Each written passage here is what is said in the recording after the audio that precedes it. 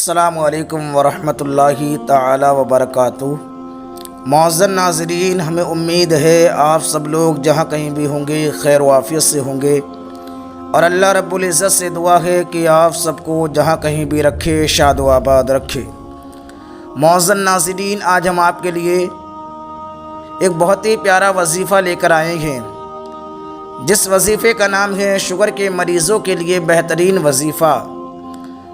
موجودہ دور میں جیسا ہمارا لائف اسٹائل ہے، ایسے میں بے شمار بیماریوں کا ہونا یقینی ہے، اور کچھ ایسی ہی بیماریوں کی طرح شوگر بھی ہے، جو کہ صرف بڑوں میں ہی نہیں بلکہ چھوٹی عمر کے لوگ بھی اس کی چپیٹ میں آتے رہتے ہیں۔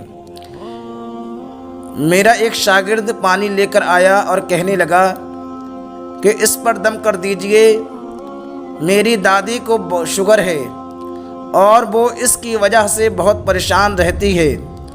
تو اس وقت تو پانی پر دم کر کے دیا، لیکن میں نے اس کا ایک وظیفہ سبھی سے شیئر کرنے کا سوچا، تاکہ اس بیماری کی چپیٹ میں آئے لوگ جب دوا کے ساتھ دعا بھی شامل کریں گے تو اس کے بہت اچھے اثرات پڑیں گے۔ اس وظیفے کا کئی بار تجربہ کیا گیا ہے اور بہت ہی فائدہ مند ہے۔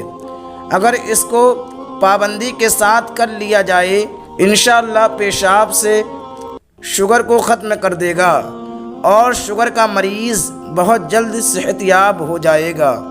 وہ وظیفہ یہ ہے: نمبر 1، درود ابراہیمی 7 بار پڑھیں، جو نماز میں پڑھی جاتی ہے۔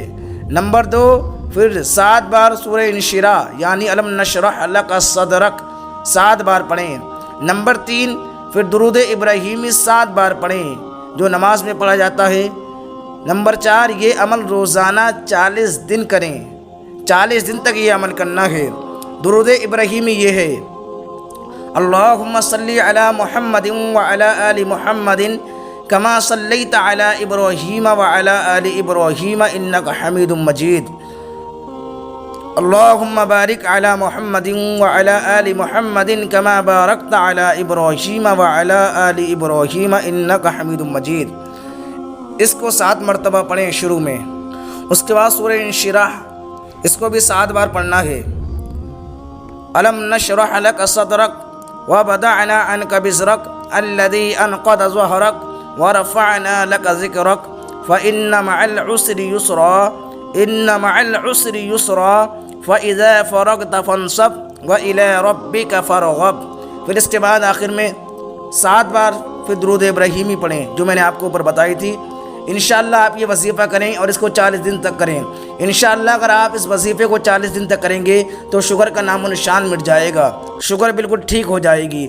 آپ بھی اس پر عمل کریں اور اس کو صدقہ جاریہ کی نیت سے زیادہ شیئر کریں، تاکہ دوسرے لوگ بھی اس سے فائدہ اٹھا سکیں۔